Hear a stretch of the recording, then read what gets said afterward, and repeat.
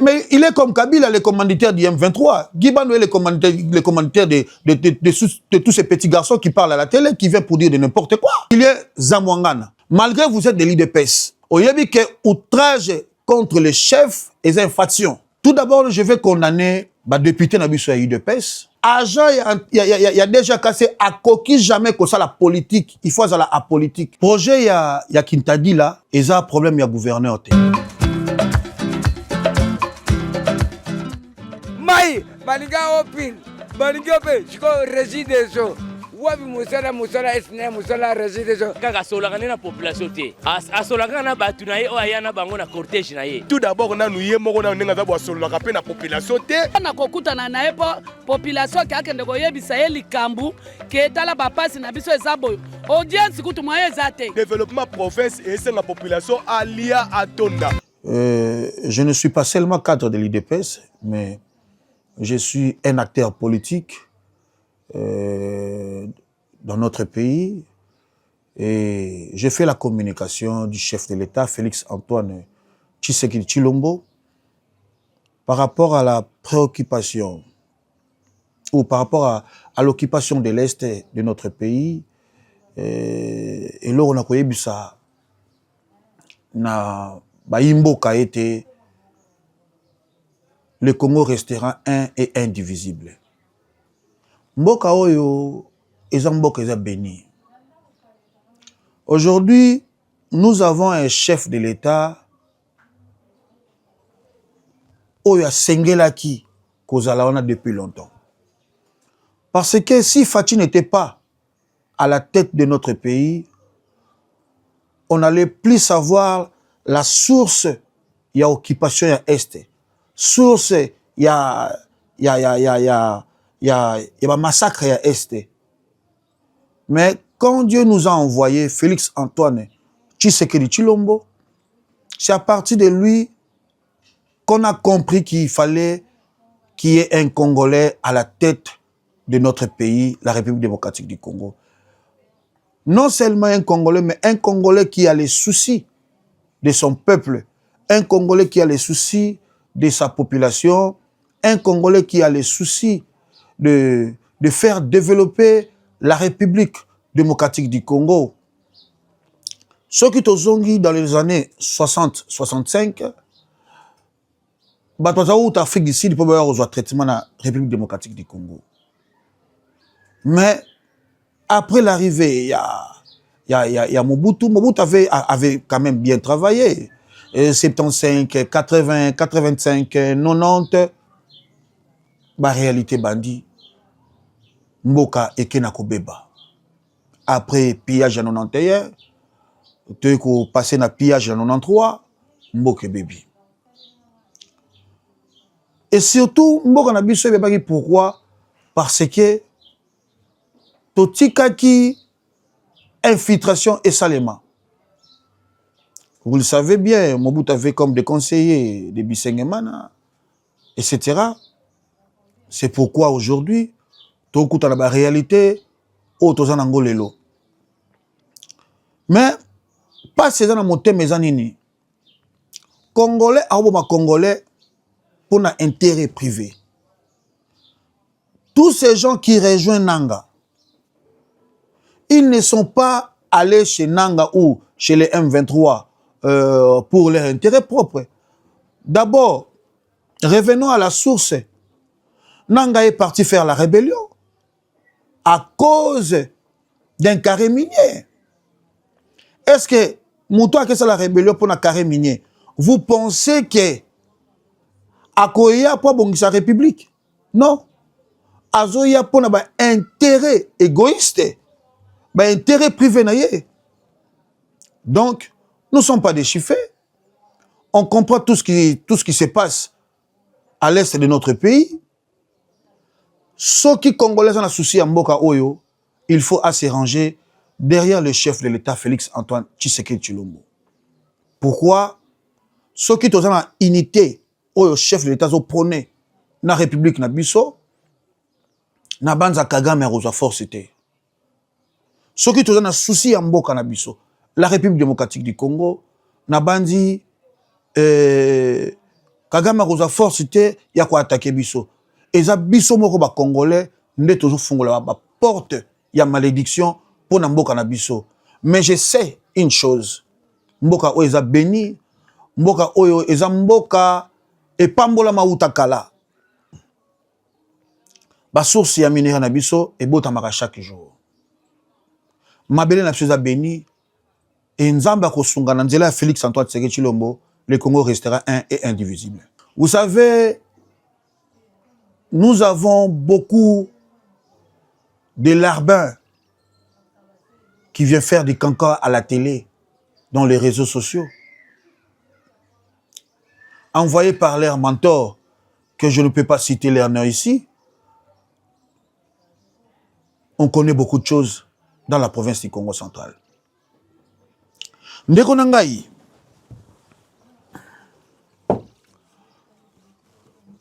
IDPS est allé partir au pouvoir. Laisse-moi vous relater un peu l'histoire. Il y a pouvoir, il y a grâce. IDPS n'avait pas de candidat titulaire. Tout au départ. Il y a un candidat titulaire dans la province du Congo central. Au moment de l'élection, ils allaient qui INT avec Guy Bandou. Nous, on a pu chercher qui pourrait être candidat valable au sein de l'IDPS au Congo central. Azala quitté. IDPS a toujours place, il y a vice-gouverneur. C'était à cause de quoi? C'était par manque de moyens. Il y avait personne qui pourrait miser pour l'IDPS pour que ça la campagne électorale et le gouverneur dans le Congo central. L'AVC s'est présenté. L'UDPS avait des candidats vice-gouverneurs. Du côté de Guy Bandou, il y avait Valma Samba comme candidat vice-gouverneur. Et du côté de l'AVC, il y avait Prosper Ntela comme candidat vice-gouverneur. L'AVC a misé ses moyens. Nous sommes allés à la bataille contre le gouverneur Guy Bandou qui était de l'INC. Mes chers amis, Lelo, na Congo central, tout un vice-gouverneur, il y a IDPS, tout un DDG, il y a déjà cassé, M. Julien Zamwangana, il est de l'IDPS, tout un DG Aden Kassé, il est aussi de l'IDPS, notre frère Mario Mambo, il est aussi de l'IDPS. Tous les ministère de l'Intérieur, il y a UDPS. Tous les ministères, il y a hydrocarbures. Oyo, et quand même, Maman Kiataza, il y a UDPS. Mes chers amis, dans la province de Congo central, tous les rapporteurs et assemblée, Victor Swami, il y a UDPS. Les garçons là qui parlent, qui insulte. Il travaille à la déjà cassée, au péage Loufou. Peut-être à toi habiter. Quand il va dire aux gens qu'ils passent à la télé, c'est pour cela, moi je les appelle un larbin qui vient faire des cancans à la télé. Quand il passe à la télé pour dire de n'importe quoi, Soro Chamusapi Boy. Bon, oyezongela yo. Il tourne azwaki Musalawana. Na kota nini na province oyo na kota ya IDPS. Peut-être le seul cadre de l'UDPS oyo atrala koza musala te na kombo ya IDPS, c'est moi Eric Lukusa G4 Tata National. Mais je parle toujours au nom de l'UDPS parce que je suis le secrétaire sectionnaire en charge de la communication de l'UDPS. Section de la Fédération Matadi. Laisse-moi vous dire que l'IDPS n'a jamais donné un nom pour le quota. où figure le nom d'Éric Loukoussa G4, il n'y en a pas. Mais ces gens-là ont profité sur le quota de l'IDPS au Congo central.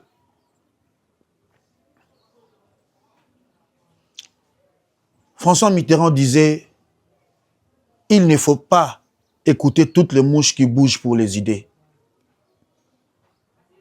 Là, ce sont des mouches qui bougent pour les idées. Vous allez comprendre que vous croyez qu'il parle de choses vraies, or que ce n'est pas ça la réalité des choses. Ce n'est pas ça la réalité des choses. Ces garçons qui parlent beaucoup, à Zoa Kota na yena compte, il y a une épaisse. Basé belé. Et puis, tu yebi bato ba otinda bango. Problème de bango, c'est là qui bouille. Le gouverneur Grace Bilolo a nommé Moutou Mwanda pour que bango mbanzango basala désordre de bato koufa. Et puis balo baké, c'est le gouverneur Grace Nkwanga Maswangi Bilolo ne Moutou a sali acte wana pour que ba suspendre au niveau de la présidence de la République. Ba complot na bango toyebi yango. Ba commanditaire na bango toyebi yango. Pourquoi ba ne Congo balingi kimia te na province ya Congo central? Kala toyeba ki so ba bengi yo mu Congo zali muta respect. Na quartier na Kinshasa zaki soki ba moni papa moka mu Congo azala kawana, il faut pas respecter yo ba bien papa wana za muta respect, muta luzitu, muta kimia. Mais lelo mu Congo a comme plus qu'un Katangé. Mu Congo a comme plus qu'un Mouchi. Mu Congo a zoluka koboma mu Congo. Pourquoi? Bozeli Grace Bilolo na ba détournement. Bomoni était lelo IGF fanda kimia, IGF faisant un problème té. Gilles Alinguet ne se dérange plus au Congo central. Parce que bazui gouverneur moko azolandela chaîne de dépenses lolenge IGF atikela ki. Tala. Bato bango ba travailler na bango na contexte passé. Guibando était ici na province Oyo. Pendant 2 ans, boyeb sanga kaka des réalisations ya Guibando. Pendant 2 ans na tête ya province Oyo. Réalisation ya Guibando ya liboso ezali affaire coupeur de route. Réalisation mi balé ya Guibando ezalaki kokota ya Christian Malanga na Congo central pour que ne koboma chef de l'État. Réalisation ya ministre ya Guibando ezalaki kokota Charles Ndungi sinzili ya Congo central na prison. Asala nini? Oyo ba shimbri ki babima kuna. Hein? Soko na posa olia mpakasa ya fresh oke lukango wapi? Lelo na Matadi. Zambele ki bazamba nyonso eza wapi? Mina stade Lumumba. Wana ba réalisation Guibando. Abibi Simbongo ya kosaba nzela 6 millions de dollars américains. Mbongo ane kenda wapi? Mais ils étaient ensemble avec tous ces garçons-là qui Guigema et puis Luison Senke. Ils ont travaillé avec Guibandou. Balien Mbongo ya ba agent ya commission de suivi au péage.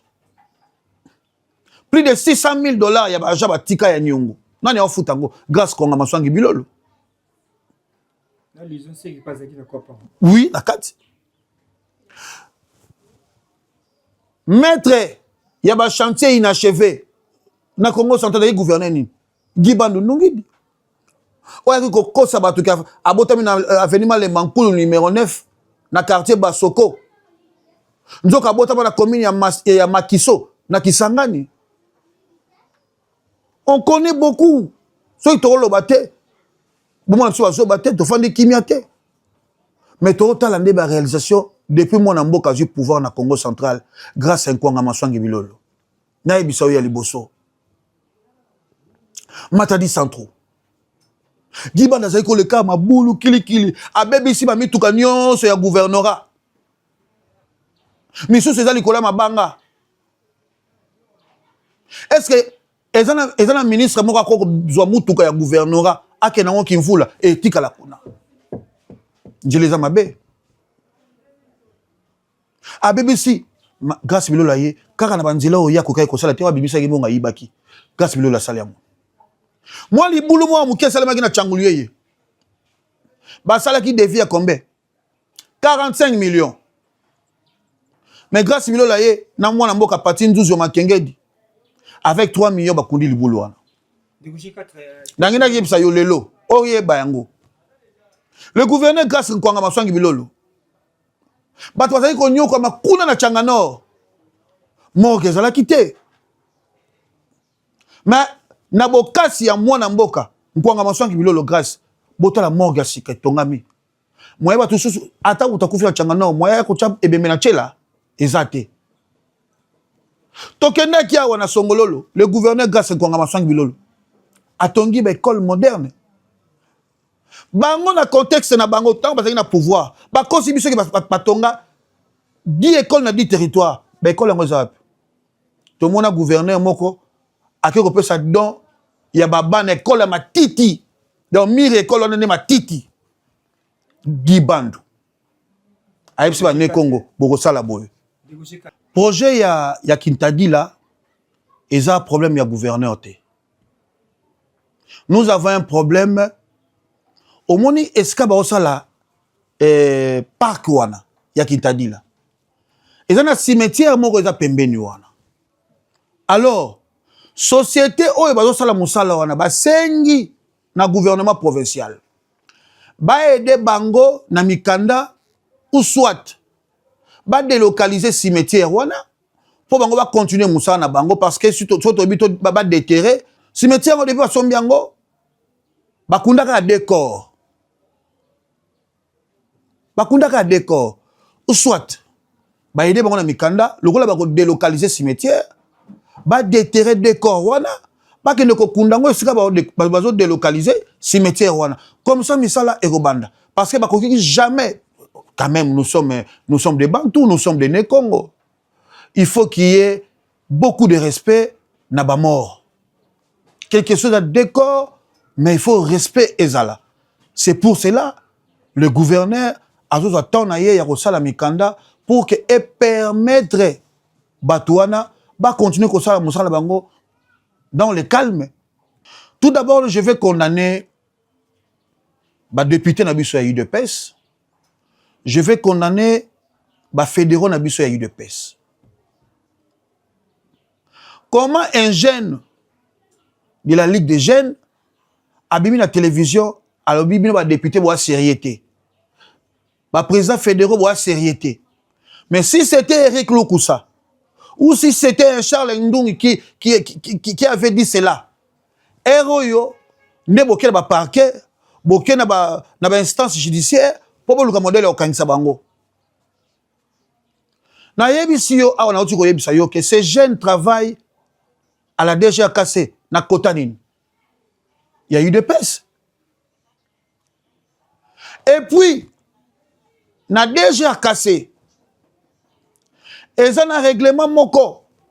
Ils ont le baboye. Agent il y a déjà cassé à coquille jamais que ça la politique. Il faut ça la apolitique. Ils ont mérité suspension. Indéterminé. Nazo senga na DG a déjà cassé. Julien Zamwangana. Malgré vous êtes des lits de pèse. Au yébi que outrage contre les chefs et infractions. Ce garçon doit être suspendu de la DGAKC. Sans délai. Ou il doit être licencié. Sans délai. Parce que accueilli contre Mibeko, il y a entreprise. Celui-là, c'est un mouche qui bouge pour les idées. Celui-là, c'est un mouche qui bouge pour les idées. Quelqu'un qui passe à la télé pour ne rien dire. Au lieu lobby qui non, à la tête du Congo central, il ne fallait pas Moutouana Zala, etc. Mais Moutouana Zala, na tête du Congo central, a aussi la plus que Oyo, à l'autre dans la télévision, aucun ne ko finga, aucun ne ko n'importe quoi, sans argument. L'usine sait que va travailler pendant 2 ans à Gibandou.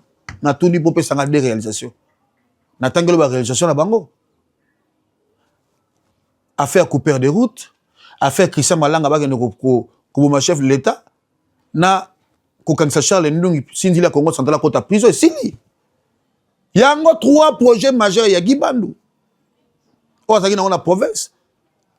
3 réalisations na ye yango wana o asali na province. Gibandou asali nini? Marché sidi yango ne koma ndako ba fazer. Yo somona Matadi, ville à monene boy. Ville il y a plus de 80 000 habitants. Oh, ça il y a 20 sur 20. Ils ont colocaté. Na comprendre que Gibandou a Bossana qui que nous sommes pas au Rwanda, nous sommes au Congo central, la province qui est vaste plus que le Rwanda. Soit à bête calcul bon na Rwanda wa na moni photo ça là wenze ba wenze na solo ko za mikie ya bulega ça supermarché o eza Congo. Étudier au Congo central ou en République démocratique du Congo ne vous permet pas d'être congolais ou avoir la nationalité congolaise. D'accord? Mon cher ami, grâce à Nkwanga Maswangi Bilolo, c'est un gouverneur idéal pour la province du Congo central.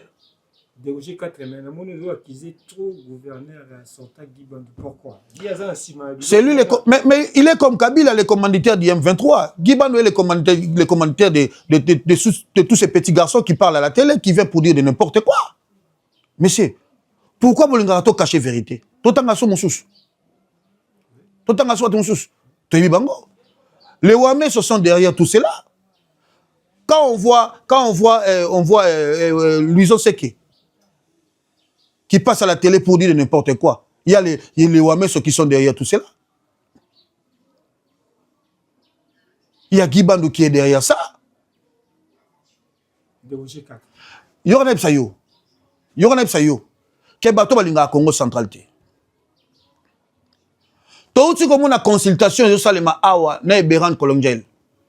Ouamé sont comme assistant.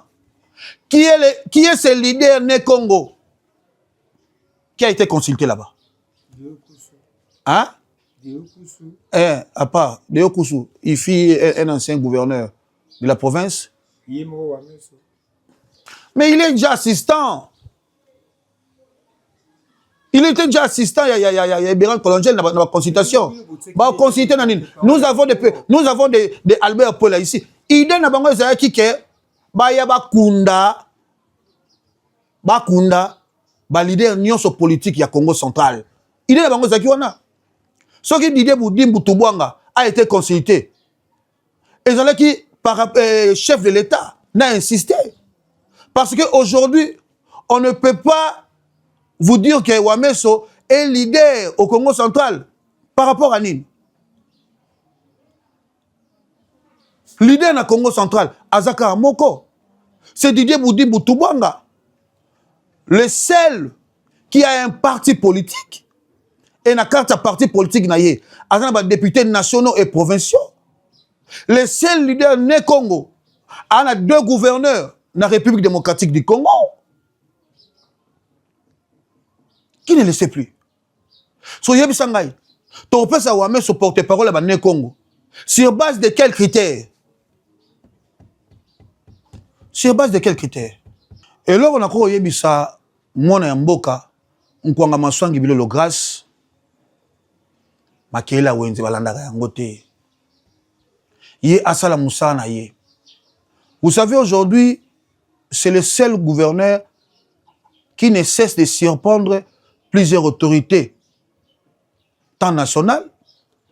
C'est le seul gouverneur qui ne cesse de surprendre le chef de l'État par rapport à ses actions. Les gens avaient insulté Bilolo avant sa prise de pouvoir. Aujourd'hui, Bilolo est au pouvoir. À la réalisation, Oyo, Bayeo wana basara te bakoka te. Chef de l'État yebisa qui est. Quelle félicitations parce que aux autres surprendre chaque jour. Il y a eu combien de ministres nationaux au Baotoko dans la Congo central? Balanda n'est plus de 2 semaines. Message d'Abango Zakinin. Toujours ba félicitations. Parce que bandima kite oyo et kiriwana bazali koloba na makambo bakuti sur le terrain. Grâce Wilolo est le meilleur gouverneur de province. Alors et là on a eu bisaye koba na musala na yo nzamba na sima na yo kolanda makela wenzete kutu be il ba mwana mboka Charles Ndungi Sinzile ababoyo na konoke le lokola mvula te. Je salue en passant là c'est plus qu'un frère hein akoma makila mai balinga opin balinga pe jiko résidence wabi musala esne musala résidence kaka solaka na population te asolaka na batu na ye o ayana bango na cortège na ye. Tout d'abord nanu ye moko na ndenge za bo solaka pe na population te po yeba eloko nyi ils ont marché na population also la population te tomoni approuvé biso de quoi il est incapable. Kasanguna mwanda gouverneur botia la biso tozo kokate osenge pa na yo président na biso béton tozo senga. En tout cas, il faut contrôler bien pour eloko moko zo marché zaki. Na yebite ceux qui oyeba rango to yeba rango te. En tout cas, to voter avec conscience. Donc qui dit conscience, vota la souci na souhait à population. Quand on est de biloko de matanet de dollars le comme le voilà net le qui n'a pas congolais. On a kokutana na epo population ki akende koyebisa ye likambu ke etala bapasi na biso ezabo. Audience kutu moye ezate. Développement province et c'est la population alia atonda.